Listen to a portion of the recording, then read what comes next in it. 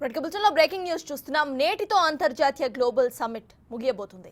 AI సాంకేతికతను వినియోగించుకునేందుకు సిద్ధంగా ఉన్నామన్న CM Revanth Reddy ప్రకటించారు. హైదరాబాద్లో 200 ఎకరాల్లో ఏఐ నూతన సిటీ ఏర్పాటు చేస్తున్నట్లుగా తెలిపిన సీఎం నూతన సిటీ లోగోను సైతం విడుదల చేశారు. 25 అంశాలతో ఏఐ రోడ్ మ్యాప్ ను విడుదల చేశారు.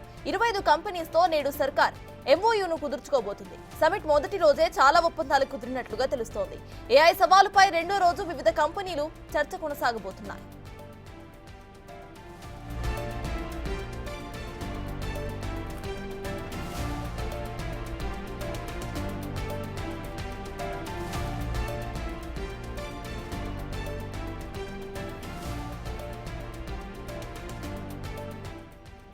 నేటితో అంతర్జాతీయ గ్లోబల్ సమ్మిట్ ముగియబోతుంది.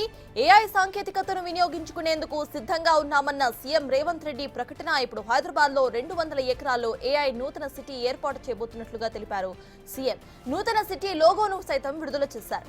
25 అంశాలతో ఏఐ రోడ్ మ్యాప్ రిలీజ్ చేశారు. 25 కంపెనీస్తో నేడు సర్కార్ ఎంఓయూను కుదుర్చుకోబోతుంది. సమిట్ మొదటి రోజే చాలా ఒప్పందాలు కుదిరినట్లుగా తెలుస్తోంది. ఏఐ సవాలుపై రెండో రోజు వివిధ కంపెనీల చర్చ సాగబోతుంది.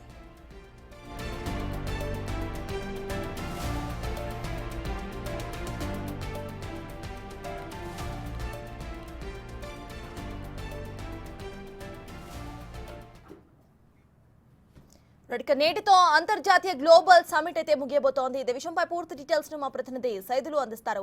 సైదులు చెప్పండి, ఏఐ సాంకేతికను వినియోగించుకునేందుకు ఆల్రెడీ సిద్ధంగా ఉన్నామని సీఎం ప్రకటించేశారు. ఇవాళ లాస్ట్ డే, సో ఇవాళ ఎటువంటి ప్రకటనలు ఎంఓయూస్ ఖరారయ్యే అవకాశం ఉందనుకోవచ్చు?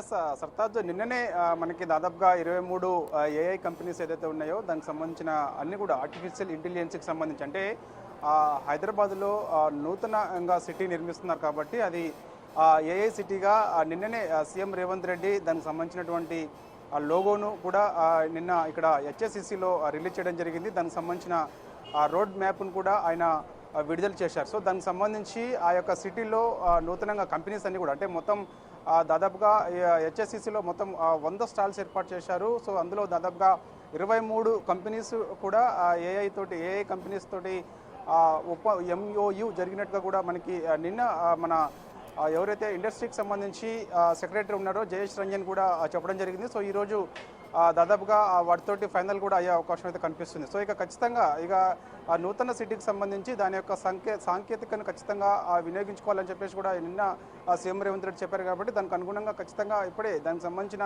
ఎవరైతే నిపుణులు ఉంటారో దానికి సంబంధించిన నిపుణులను కూడా సలహాలు సూచనలు తీసుకోవాలని చెప్పేసి కూడా ఇటు రాష్ట్ర ప్రభుత్వం భావిస్తుంది. ఎప్పటికప్పుడు ఆ సాంకేతికను వినియోగించుకోవడం వల్ల మనము ప్రజలకు కూడా, అంటే ఇప్పుడు ప్రభుత్వ పథకాల అంశంలో కూడా ఇటు విద్య వైద్య విషయంలో కూడా ఖచ్చితంగా ఆర్టిఫిషియల్ ఇంటెలిజెన్స్ని వినియోగించుకుంటామని చెప్పేసి కూడా చెప్తున్నారు. తద్వారా ప్రజలకు సేవ చేసేది చాలా ఈజీగా ఉండబోతుందని చెప్పేసి దానివల్ల మరి మెరుగైన ఫలితాలు ఉంటాయా ఉండవా అనేది కూడా మనము ఆలోచన చేయాలి. కాబట్టి సో దాని ఫలితం ఎలా ఉండబోతుంది అనేది కూడా మేము ఎప్పటికప్పుడు పర్యవేక్షిస్తూ ఉంటామని చెప్పేసి కూడా మంత్రి దుద్దిల్ల శ్రీధర్ బాబు చెప్పడం జరిగింది. సో ఏదేమైనా సరే 2 రోజుల పాటు, అంటే ప్రభుత్వ సహకారం అదేవిధంగా నాస్కామ్ తోటి నిన్న ఈరోజు 2 రోజుల పాటు ఇటు హెచ్ఎస్సిసిలోనే గ్లోబల్ సమ్మిట్ జరుగుతూ ఉన్నది. సో ఈరోజు చివరి రోజు, కొద్దిసేపటి క్రితమే మంత్రి దుద్దిల్ల శ్రీధర్ బాబు కూడా ఇక్కడికి రావడం జరిగింది.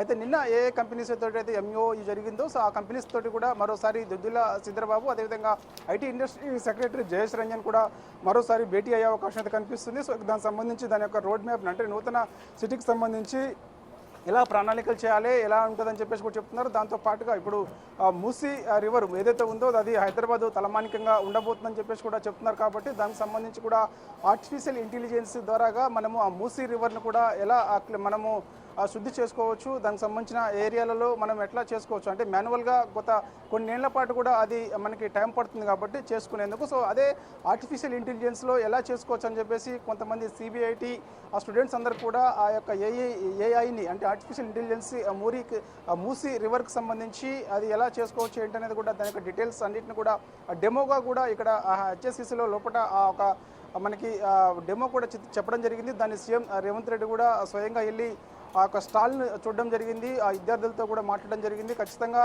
దాని యొక్క సాంకేతికను మేము ఖచ్చితంగా తీసుకుంటామని చెప్పేసి కూడా చెప్తున్నారు. సో ఏదేమైనా సరే తెలంగాణ రాష్ట్రంలో ఖచ్చితంగా పెట్టుబడులు పెట్టేందుకు చాలా సులువైన ప్రదేశం కాబట్టి లా అండ్ ఆర్డర్ విషయంలో కూడా ఇక్కడ ఎప్పటి కట్టుదిట్టమైన భద్రత ఉంటుందని చెప్పారు కాబట్టి సో ఖచ్చితంగా అంటే దేశంలో చూసుకుంటే అత్యధికంగా హైదరాబాద్లోనే పెట్టుబడులు ఎక్కువగా పెడతారని చెప్పేసి కూడా చెప్తున్నారు కాబట్టి సో ఖచ్చితంగా ఇటు ఆర్టిఫిషియల్ ఇంటెలిజెన్స్లో ఎవరైతే నిపుణులు ఉంటారో వారి యొక్క సలహాలు సూచనలు చూసుకొని ఖచ్చితంగా ముందుకెళ్తామని చెప్పేసి కూడా చెప్పడం జరిగింది Sartaj. Right, thank you Saidulu.